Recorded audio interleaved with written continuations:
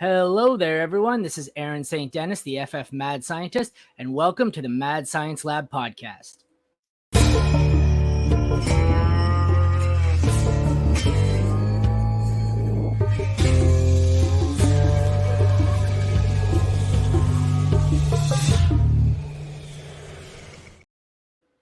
Today, we are going to continue on with the My Thoughts on My Team series, and here to break down the Chicago Bears is a real treat. We have 2023 Fantasy Sports Writers Association inductee, Dave Richard. Dave, congratulations. That episode was the most entertaining thing I've seen all year. You haven't seen much all year then, Aaron. Thanks for having me. Thanks for letting me into the lab. I feel like I need to put on, one of those white coats and the goggles and, make sure I've got closed-toed shoes on, make sure that I don't break anything, keep my hands away from the Bunsen burners. And let's get to the experimenting. I'm glad you went that way. A lot of the people see the Frankenstein version or like your way of the lab. Half the people I find go the Breaking Bad meth lab way. So that's not the lab I'm running here. We are a science lab, and more so, it's a spreadsheet lab where I live on the spreadsheets. But thanks again for joining me and congratulations. Thank you very much. All right, let's get right into it here with the Chicago Bears. The depth chart at quarterback should be nothing to see. We have up-and-comer Justin Fields, who the sky is the limit for. Backing him up, we have XFL quarterback PJ Walker, also a Carolina Panther, but the XFL is far more entertaining. And UDFA out of Shepherd, Tyson Bagent, who has a very low profile, but I like some of his metrics. He graded out well on the spreadsheet for me, but this is Fields' show. What are your thoughts on Fields? First of all, I didn't even know that Bagent was an unsigned free agent. I remember watching him at the Senior Bowl, and he didn't really blow me away there. And we'll see if he makes the team. Everybody knows what's going on with Justin Fields. Everybody is expecting him to take a jump, similarly to how Josh Allen took a jump when they got Stephon Diggs in Buffalo, similar to how Jalen Hurts took a jump when he got A.J. Brown in Philadelphia. Now we know that Justin Fields has DJ Moore in Chicago. Does that mean there will for sure be a jump? I might contest it. I'm not sure that there will be one, but I learned my lesson last year, Aaron. I was not a fan of Jalen Hurts until I actually saw him in person. And once I saw him practice in person, that's when I knew that Jalen Hurts was going to be a real deal. That didn't happen until August. I'm not saying that I'm out on Justin Fields, but ranking him, there's no way he should crack the top three. Let's just start there. Should he be fourth ahead of Joe Burrow? It makes me nervous to put him that high. I feel like that's a little too close to the ceiling. I like him at 5. And so if I can get him as the 5th quarterback off the board, regardless of what type of format I'm in, I'm okay with that. And that means that I'm taking him ahead of Lamar Jackson. And for now, I'm okay with that too. I'm not even going to talk talent-wise here, but like comparing him to Hurts, do you think he can be Hurts? Just like I said, off the field, Hurts just seems to have that presence about him, that leadership. I don't know if maybe it's just the youth. I don't really get that vibe off of Fields. Do you think he can step up and be the leader that Hurts has turned out to be for the Eagles? Just because you and I don't necessarily see him as a leader, it's not like we're around him all the time. Yeah. He's been with the Bears for a couple of years. I think we might have learned by now if he wasn't in that type of way, if he didn't present himself in that kind of way. I think if that were the case, we might know about it by now.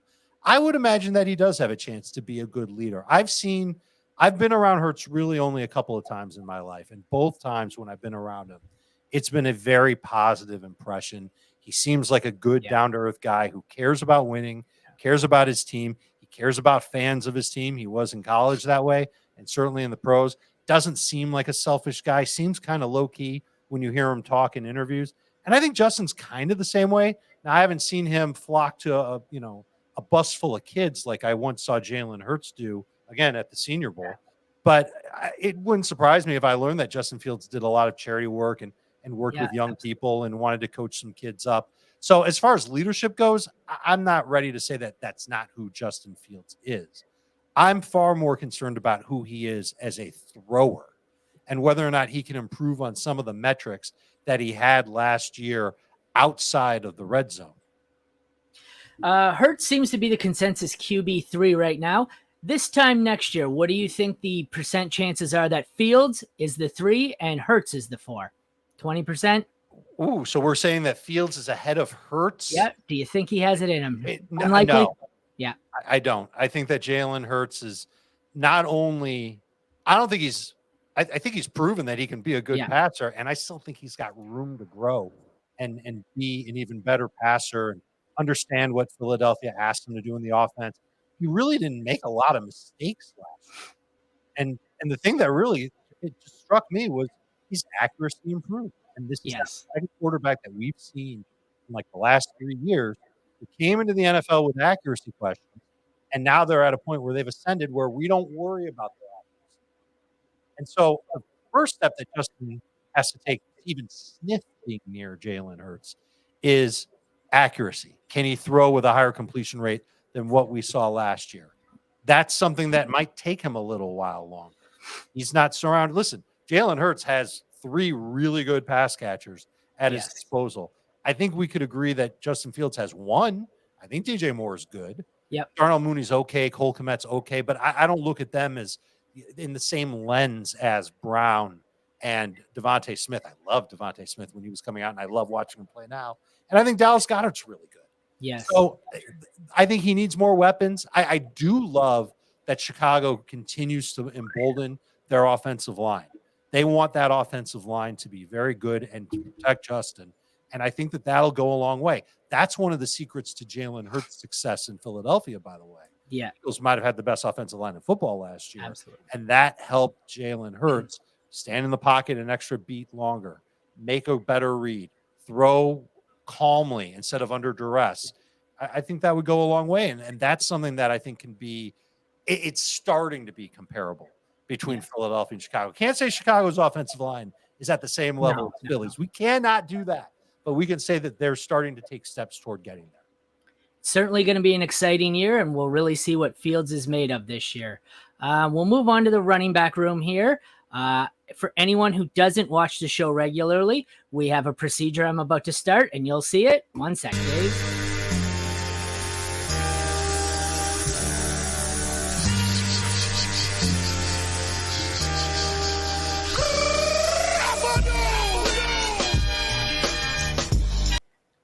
Sorry, that's procedure. We cannot mention Roschon Johnson without the John Cena theme music. Roschon is my guy. I am all over that.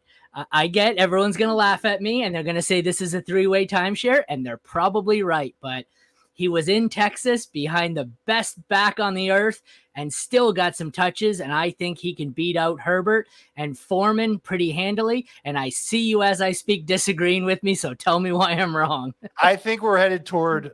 I think Chicago, first of all, is very happy with what they have at running back between Herbert, Foreman, and Robinson. Ooh, is that a Freudian slip, Aaron, that I just make comparing Robinson to Roschon? I don't know. But Johnson is who I meant to say. Trust, there is a clear difference between Bijan Robinson and Roschon Johnson. Yeah, even I'm not that crazy. I was hoping you would say something like that. Okay. So let's first keep in mind that Foreman was added to the Bears offense before the draft. So they weren't sure what they were going to get in the draft. That's standard operating procedure for teams where they will add veterans, especially on cheap deals like the one that they signed Foreman to before they go into their draft. I look at Roschon Johnson, and if I'm going to compare him to one of the 2 veteran running backs ahead of him on the depth chart as the Bears going to camp, he is much more like D'Onta Foreman than he is Khalil Herbert. I think Herbert's the best back in Chicago. We were saying on our podcast last year that he was the better fit back in 2022 over David Montgomery. He's more elusive.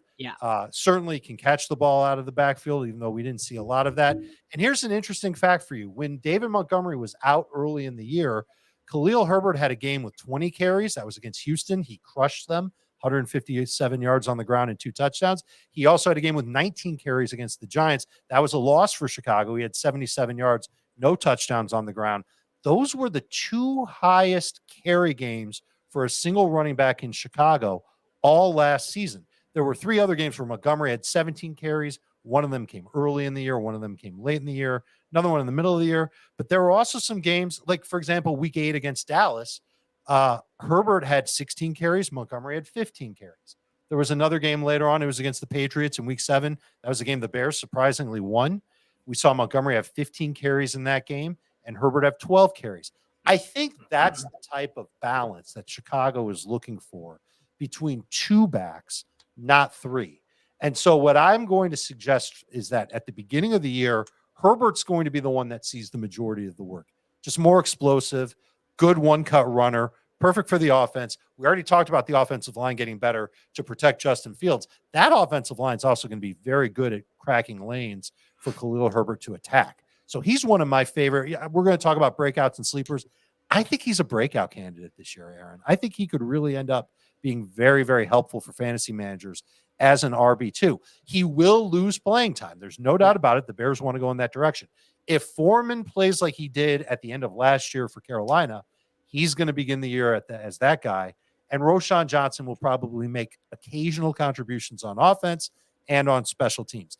It will take a good training camp from Roschon and a bad training camp from Foreman for Roschon Johnson to leapfrog D'Onta Foreman and be that number 2 running back at the beginning of the year.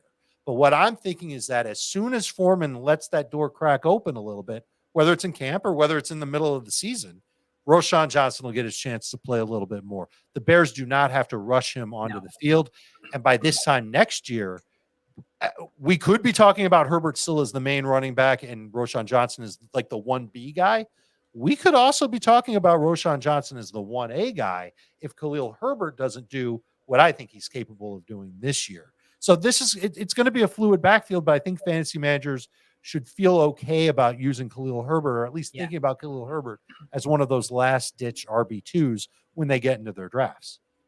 Yeah, I like the end of your little rant there better than the start. You definitely made me feel better. Herbert was definitely someone I was targeting a ton. I loved him in his few starts without Montgomery last year, and I thought he was far better than Montgomery. I love me some Roschon, though, so that it killed my Herbert a little. I still love him. It's just what you're telling me, basically, from the sounds of it, is that I have 90% exposure to Chicago's backup running back. That's what it sounds like to me. Well, if it's in redraft, sure, that's a little unnerving. It's not in redraft. And you should feel a lot better about that because Roschon, he's the type. I wrote this in our magazine that'll be out in newsstands in July. He's the type of Chicago Bears Thunderback that the franchise is used to having. And he's got the added bonus of being a good pass guy. They even talked about that after the draft, that he's very good at lining up in the slot, making plays there. Yeah. I think that's definitely long-term appeal. I wouldn't be so upset about having him on a dynasty team. Yeah, no, I don't like his outcome or his outlook that much year one. I think he's, like you said, going to start with a smaller role, but I just think the more opportunity he gets, the more opportunity he will warrant. And like you said, my end goal is eventually hopes that he would be the 1A to the 1B, or even the 1B and a usable 1B. Obviously, I'm getting him everywhere in the second, mid to late second. I'm not drafting him with Bijan or Gibbs or, even A-Chain at this point, but I definitely like the potential here. They have 3 running backs who have a solid outlook. Treston Ebner also there. He's a depth piece, but sure. Can move on to the wide receivers here. A very interesting room. Newly acquired DJ Moore. They have Darnell Mooney, who was pretty much a bust last year. Speedster Tyler Scott, just drafted. Chase Claypool, who I'm sure they would love to have the 32nd pick back instead of. Then you've got Dante Pettis, who's once again probably depth, and Grandpa Velus Jones there. What do you think about this group, Dave? Who's older, Pettis or Velus? Oh, Jesus. I would hope it's Pettis. I would hope so, too. He's been in the league longer, but I'm not sure that that's the case. I did a lot of research on DJ Moore when he got traded to Chicago, and I've got some concerns about him actually being a guy that takes a jump statistically as far as catches, yards, and touchdowns go, just because he's with Justin Fields. Now, again, this can change if Justin has his mechanics and his technique down pat, and he's a better thrower of the football than he was at this time a year ago. So if he's made improvements, certainly having somebody like DJ Moore will help his completion rate just overall. But the more on target he can be, and we're talking about precision with the ball, the better that he'll be connecting with Moore, and the better that Moore's numbers will be. But we know that last year Chicago was lowest in the NFL by 2.2 pass attempts per game in throws per game. They averaged 22.2 throws per game. It didn't matter who the quarterback was. They were terrible. And in weeks 5 through 18, this is when Justin Fields started to break out. You remember he was terrible to begin the year, and then he ended up being great. They only moved up to 23.8 once Justin Fields was starting to get going. He was last or second to last among 31 quarterbacks in pass attempts, completion rate, third worst in off-target rate. 1 out of every 6 throws that he made last year was uncatchable. He was either first or second in interception rate, both in or out of the end zone. The only area of the field, and you might have caught me saying something about the red zone earlier in our discussion, is that he was first in the National Football League in red zone completion rate and in touchdown rate, Aaron. That's he surprising. was outstanding in the red zone. Is And it just I because the defense have to respect his ability to run? So well, but if that were the case, I think we'd see that all over the field and not just in the red zone. Aaron, I went back and I watched every throw. They were schemed up so well by offensive coordinator Luke Getsy that it was hard for Justin Fields to mess up when he was in the red zone. Anytime that they were bad in the red zone, it was because the first read was shut down and Fields either struggled to get to the second read or was pressured and couldn't get to the second read. And there were times where the touchdown was the second read and he ran the play to perfection. But to me, that's the thing that really stands out to me. He was 22 of 33 in the red zone. 12 of the 22 completions were touchdowns. Wow. So what is that? You hear that stat and you might think, oh, well, that's going to be amazing for DJ Moore. Justin Fields is able to go out there and do what the maestro Luke Getsy asks him to do. But who if you're a defensive coordinator, who are you going to try and take away first when the Bears are in the red zone? DJ Moore. It's not Chase Claypool. No. It's DJ Moore. And if you know that, and if we're sitting in your lab and you know that, then obviously every single defensive coordinator is going to know that too. And DJ Moore was never the go-to guy in the red zone for Carolina. Go back and look at his red zone target numbers. Touchdown numbers. They were always low. Here's another problem. There was a lot of running back and tight end involvement when the Bears got into the red zone. Those were a lot of the players that got targets inside the 20. Cole Kmet had 8 targets. Justin Herbert had 2. Montgomery had 3. 16 of the 33 targets. Remember, he threw 33 passes in the red zone. 16 of them went to a running back or a tight end. That's half the targets. Now, that number might get skewed a little bit the other way, given that DJ Moore's there and that other wide receivers will get open. There was a big chunk of the year where Darnell Mooney didn't play also. But here's the other. I already mentioned the third big problem is that the play is breaking down. Maybe that helps. Maybe DJ Moore helps Justin Fields in that regard. Play breaks down. Justin Fields needs to find somebody to throw the ball to.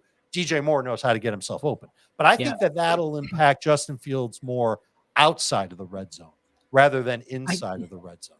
I don't understand why they were so much more effective at scheming in the red zone. Typically, it's the opposite. It's harder in the red zone. Why were they so bad everywhere else? That's a question I don't know if I can answer for you right now. But some of it might just have to do with just overall inefficiency in the passing game. And really, I think that DJ Moore will help, especially outside of the red zone. He can be the guy that's going to go and pick up those big third down plays. When it's 3rd and 7, Fields needs to make a play. It's a lot harder to defend DJ Moore or double team DJ Moore when there's so much field compared to when you're inside the red zone, like you talked about, and the field is shrunk and there's only so much space. So that's where I think DJ Moore ends up helping. Is it to the point where he's going to get 150 targets and turn that into 90 catches for 1,400 yards and 8 touchdowns? I have a hard time seeing something like that happen, but I will change my mind on it. If I get the chance to see Justin Fields practice, we see him in the preseason, and he just looks like an absolute stud. And if he looks more comfortable and more decisive with the football, then those are the types of things that can lead to that DJ Moore breakout year, not to mention a Justin Fields breakout year. I think Moore benefits Kmet. That efficiency in the red zone screams to me tight end red zone target. And I know once, like I owned Kmet everywhere. He was my guy last year. He killed me for the first half of the season. But when Justin Fields was finally allowed to throw the ball, his numbers like 23, 26, 10, 17, 15 Mhm. points. Like Komet was awesome the second half of the season. And despite the fact that he put up almost nothing all season, finished as tight end 7. So I think Komet's going to benefit from that. But I can answer one question you had earlier. Despite the fact Pettis is going into his 6th year and Velus is going into his 2nd, Pettis is 5.5 months older. Okay, so it's very close between 27 them. and 26. It was crazy when they drafted Velus That's Jones last terrible. year in round 3. Yeah, they've made some very weird decisions Yeah. with their wide receivers over the last couple of seasons, but trading for DJ Moore, getting him thrown into the package to move down from 1 to 9 was really, really good. Could you imagine how much better it would look, though, if they had that number 32 overall pick instead of Chase Claypool? Sure. I mean, I know tough. that Joey Porter went with that pick. We Yeah. could look at a draft tracker and see who else they could have had. I still think that that's a team that needs some edge rush help. They've got to get to the quarterback, and I don't know if they've got anything there that's really going to scare any defenses. Yeah. And they're in a division still with some pretty good offensive line play. So I'm nervous about that Bears defense being good enough to keep offenses to a low score. And that's another thing that could help Justin Fields more so than Khalil Herbert or the other running backs in Chicago. I did already mention Cole Kmet. At the tight end room is him and Big Bob Tonyan. What are your thoughts here on these two? Kmet's going to be the main guy, but Tunion's going to be there for their 2 tight end formations or when they want to go big. That's another plan that they could have. Think about this formation when they get inside the 5. They can have a big back like Roschon. Let's use him.